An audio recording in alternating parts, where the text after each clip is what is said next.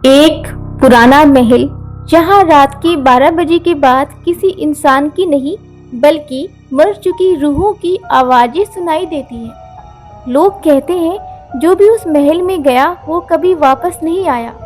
लेकिन एक दिन तीन दोस्तों ने जिद करके उस खूनी महल में चले गए और फिर जो हुआ वो सुनकर आज भी लोगों के रोंगटे खड़े हो जाते हैं। महाराष्ट्र के एक सुनसान इलाके में एक बहुत पुराना महल था। लोग उसे खूनी महल कहते थे। कहते हैं कि सालों पहले उस महल का मालिक एक बहुत अमीर नवाबजादा था। लेकिन नवाब बहुत जालिम था। उसने अपने ही नौकरों और अपनी ही बेगमों पर बहुत जुल्म किए। एक रात महल में भयानक चीखें गूंजी और सुबह जब लोग अंदर गए तो नवाब अपने कमरे में मरा हुआ पड़ा था और पूरे महल की दीवारों पर खून के निशान थे। उस दिन के बाद से वो महल हमेशा के लिए बंद कर दिया गया। लेकिन असली डरावनी बात ये थी कि हर रात उस महल से रोने और चिल्लाने की आवाज़ें आती थीं। सालों बाद तीन दोस्त आरव, समीर और फैज़ान एक रात एडवेंचर करने के लिए उस महल के पास पहुंचे। गांव वालों ने उन्हें बहुत रोका। एक बूढ़ा आदमी बोला, बेटा उस महल में इंसान नहीं भटकी हुई रूहें रहती हैं। लेकिन तीनों दोस्तों ने उसकी बात पर हंस दिया और बोले कि चाचा हम लोग इस सब पे विश्वास नहीं करते और हम लोग को एडवेंचर करना बहुत ज़्यादा ही पसंद है। रात के 12 बजे तीनों ने महल का जंग लगा दरवाज़ा खोला और अंदर चले गए। अंदर सब कुछ टूटा हुआ था, धूल से भरा हुआ था और अचानक ऊपर से किसी की चलने की आवाज़ें आई। टक टक टक टक टक। तीनों ने एक दूसरे की तरफ देखा लेकिन ऊपर तो कोई था ही नहीं। जैसे ही वो ऊपर की मंजिल पर पहुंचे उन्हें एक कमरा मिला। उस कमरे का दरवाज़ा थोड़ा सा खुला था। अंदर से किसी औरत के रोने की आवाज़ आ रही थी। समीर ने धीरे से दरवाज़ा खोला और अंदर जो देखा उसके होश उड़ गए। कमरों के बीचों बीच एक सफ़ेद कपड़ों में औरत खड़ी थी।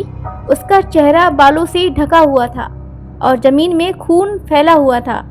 अचानक उस औरत ने सिर उठाया। उसकी आंखें पूरी काली थी और वो चीखी, तुम भी यहीं मरोगे। अचानक दरवाज़ा अपने आप बंद हो गया और पूरा कमरा अंधेरे में डूब गया। सुबह जब गांव वाले आसपास पहुंचे महल के तो उन्हें महल का दरवाज़ा खुला मिला। अंदर जाकर उन्होंने देखा वो बेहद डरावना था। तीनों दोस्त ज़मीन पर पड़े थे। उनके चेहरों पर खौफ जम चुका था लेकिन उनके शरीर पर एक भी चोट नहीं थी। ऐसा लग रहा था जैसे उन्होंने डर के मारे दम तोड़ दिया हो। उस दिन के बाद से गांव वाले कहते हैं उस महल में 3 नई आवाज़ें सुनाई देती हैं जो रात में मदद के लिए चिल्लाती हैं और शायद आज भी कोई नया शिकार आने का इंतज़ार कर रही है। अगर आप कभी किसी सुनसान जगह पर जाएं तो पीछे किसी भी घर में ना जाएं क्योंकि हो सकता है वो इंसान नहीं खूनी महल की रूह हो।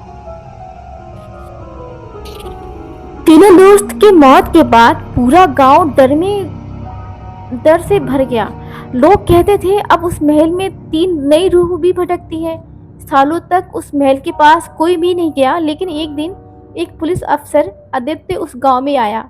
उसे 3 दोस्तों की मौत का मामला बहुत अजीब लगा क्योंकि उसके शरीर पर एक भी चोट नहीं थी। आदित्य ने गांव वालों से पूछा, अगर वो महल इतना खतरनाक है तो किसी ने जांच क्यों नहीं की? एक बूढ़ा आदमी बोला, साहब जो भी उस महल का सच जानने गया वो कभी वापस नहीं आया। लेकिन आदित्य नहीं माना। उसने तय किया कि वो खुद खूनी महल जाएगा। उस रात आदित्य टॉर्च और कैमरा लेकर महल के अंदर गया। महल पहले से भी ज़्यादा डरावना लग रहा था।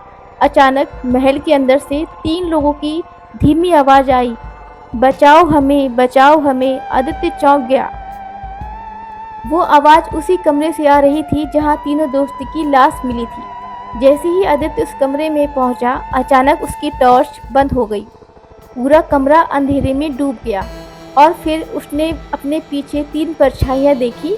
वो परछाइयाँ थीं धीरे धीरे उसकी तरफ बढ़ रही थी। जब टॉर्च दोबारा जलाई तो आदित्य का दिल रुकते रुकते बचा क्योंकि उसके सामने आरव, समीर और फैज़ान खड़े थे।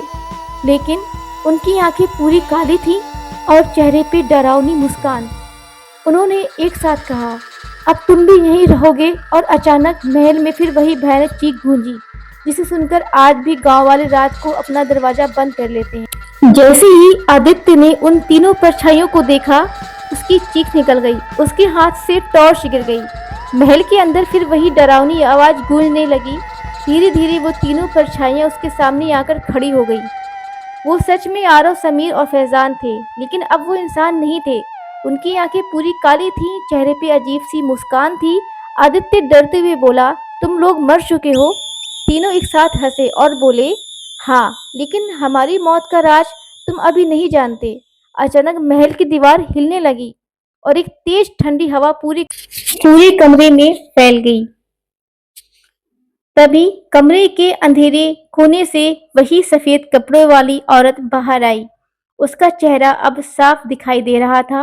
वो बहुत गुस्से में थी।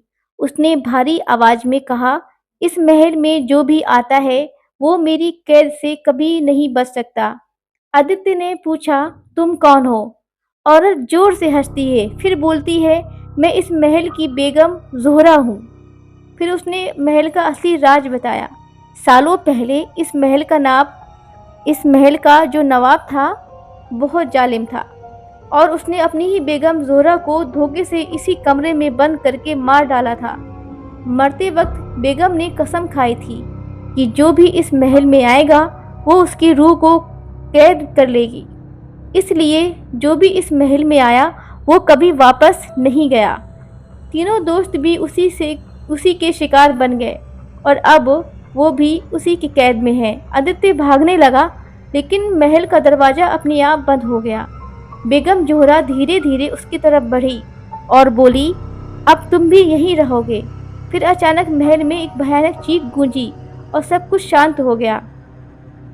आज भी उस गांव के लोग कहते हैं कि रात के समय खूनी महल से कभी औरत की हंसी आती है तो कभी चार चीखें सुनाई देती हैं। शायद आज भी वो रूहें किसी नए इंसान का इंतजार कर रही हैं, जो गलती से उसे खूनी महल में चला जाएगा, वो वापस नहीं आएगा। तो क्या आप लोग को लगता है कि कहानी खत्म हो गई? कहानी अभी खत्म नहीं हुई। नवाब और ज़ोहरा की बेटी आयशा जो विदेश पढ़ने गई थी, वो वापस आई और उसे पता चला उसकी माँ बाप दोनों ही नहीं रहे। उसे बहुत दुख हुआ। तब उसे गांव के लोगों से बहुत कुछ सुनने को मिला। तब आयशा ने सोचा कि क्यों ना वो पता करे कि आखिर हकीकत क्या है। आयशा जब खूनी महल में अपनी माँ की रूह से मिली तो उसकी आंखों में आंसू भर आए। उसने कांपते आवाज में पूछा, अम्मी, आपको किसने मारा था? कुछ पल के लिए महल में सन्नाटा छा गया। फिर ज़ोहरा की रूह ने धीरे धीरे सच बताना शुरू किया। सालों पहले इस महल में नवाब की दो बेगमें थीं। एक थी ज़ोहरा, दूसरी थी मलिका। ज़ोहरा बहुत नेक और दयालु थी। महल के सारे लोग उससे मोहब्बत करते थे, लेकिन यही बात मल्लिका को बिल्कुल पसंद नहीं थी। मल्लिका को डर था, अगर ज़ोहरा जिंदा रही तो नवाब की सारी दौलत और ताकत उसी को मिल जाएगी। इसी जलन में मल्लिका ने एक खतरनाक साजिश रची। एक रात मल्लिका ने नवाब के कान भर दिए। उसने कहा, ज़ोहरा तुमसे धोखा कर रही है, वो किसी और से मोहब्बत करती है। उसने अपनी आंखों से देखा। नवाब गुस्से में अंधा हो गया और फिर नवाब और मलिका ने मिलकर ज़ोहरा को इसी महल के कमरे में बंद कर दिया। वो कई रातों तक भूखी प्यासी इस कमरे में बंद रही। वो बहुत रोई, बहुत चीखी, लेकिन किसी ने उसकी मदद नहीं की। आखिरकार उसी कमरे में उसकी मौत हो गई। मरते वक्त मैंने, यानी कि तुम्हारी अम्मी ने कसम खाई थी, जिसने मेरे साथ धोखा किया उसकी रूह को कभी सुकून नहीं मिलेगा और उसी दिन यह महल खूनी महल बन जाएगा। इतना सुनकर आयशा कांपने लगी। उसने पूछा, मलिका का क्या हुआ अम्मी? ज़ोहरा की रूह धीरे से हंसी और बोली, वो भी इस महल से कभी बाहर नहीं जा पाई। अचानक महल के अंधेरे कोने से एक बहुत डरावनी हंसी गूंजी और अंधेरे से एक औरत बाहर आई। उसकी आंखें लाल थी और चेहरा डरावना था। ज़ोहरा की रूह बोली, ये है मलिका। और मलिका चीखकर बोली, ये महल अब मेरा है और यहाँ आने वाला हर इंसान मेरा शिकार है। तभी अचानक महल की सारी खिड़कियाँ जोर से बंद हो गईं और आयशा समझ गई कि असली शैतान उसके सामने खड़ा है, मलिका। महल के अंधेरे में मलिका की डरावनी हंसी गूंज रही थी। आयशा डर के मारे कांप रही थी, लेकिन फिर भी उसने हिम्मत करके कहा, तुमने मेरी माँ के साथ धोखा किया, अब तुम्हें सजा मिलेगी। मलिका जोर से हंसने लगी। सजा? मुझे? मुझे सजा कौन दे सकता है? सजा तो जिंदा लोगों को मिलती है, मैं तो एक मरी हुई इंसान हूँ। और हाँ, यहाँ आने वाला हर इंसान मेरी ताकत बढ़ाता है। इतना कहते ही आरव, समीर, फैजान और आदित्य की रूहें मलिका के पीछे खड़ी हो गई। उनकी आंखें काली थी और वो जैसे मलिका के बस में थे। आयशा रोते हुए अपनी माँ की तरफ मुड़ी। अम्मी, इन्हें बचाने का कोई तरीका है क्या? जोहरा की रूह ने धीरे से कहा, है, लेकिन उसके लिए तुम्हें बहुत हिम्मत दिखानी होगी। आयशा बोली, मैं कुछ भी करूंगी अम्मी, पर मैं इनको बचाना चाहती हूँ। जोहरा बोली, इस महल के तहखाने में एक पुराना ताबीज छिपा है। वही ताबीज मलिका की ताकत खत्म कर सकता है। जैसे ही मलिका ने यह सुना, वो गुस्से से चीख पड़ी, कोई उस ताबीज तक नहीं पहुंच सकता। अचानक महल की जमीन हिलने लगी और तहखाने का दरवाजा अपने आप खुल गया। आयशा दौड़ती हुई नीचे भागी। पीछे से मलिका की डरावनी चीखें गूंज रही थी। तहखानों में चारों तरफ अंधेरा था। आखिरकार एक पुराने संदूक में आयशा को वह ताबीज मिला। जैसे ही उसने ताबीज उठाया, पूरा महल जोर से कांपने लगा। आयशा ऊपर भागी और ताबीज को मलिका की तरफ उठा दिया, फेंक दिया। अचानक एक तेज रोशनी पूरी महल में फैल गई और मलिका जोर जोर से चीखने लगी और धीरे धीरे उसकी रूह धुएं की तरह गायब होने लगी। उसके साथ ही आरव, समीर, फैजान, आदित्य की रूह भी आजाद हो गई। उन्होंने आयशा की तरफ देखा और मुस्कुराकर हवा में गायब हो गए। अब महल में सिर्फ जोहरा की रूह बची थी। जोहरा ने अपनी बेटी की तरफ देखा और प्यार से कहा, तुमने मुझे और इन सबको आजाद कर दिया। फिर धीरे-धीरे उसकी रूह भी रोशनी में बदलकर गायब हो गई। उस दिन के बाद वो खूनी महल हमेशा के लिए शांत हो गया। लेकिन आज भी गांव वाले कहते हैं, कभी-कभी रात में उस महल से एक लड़की की आवाज सुनाई देती है, जो कहती है, अब यहाँ कोई डर नहीं है। तो दोस्तों, क्या आपको लगता है कि सब कुछ सही हो गया? अगर आपको ये स्टोरी अच्छी लगी और आपको यकीन है कि सब सही हो गया, तो कमेंट में मुझे ज़रूर बताएँ। और ये स्टोरी अच्छी लगी, इस वीडियो को ज़्यादा से ज़्यादा शेयर करें, लाइक करें, कमेंट्स करें और हमारे चैनल वीरानी रात हॉरर स्टोरी को सपोर्ट करें दोस्तों। मिलते हैं नेक्स्ट वीडियो में, तब तक के लिए बाय बाय दोस्तों।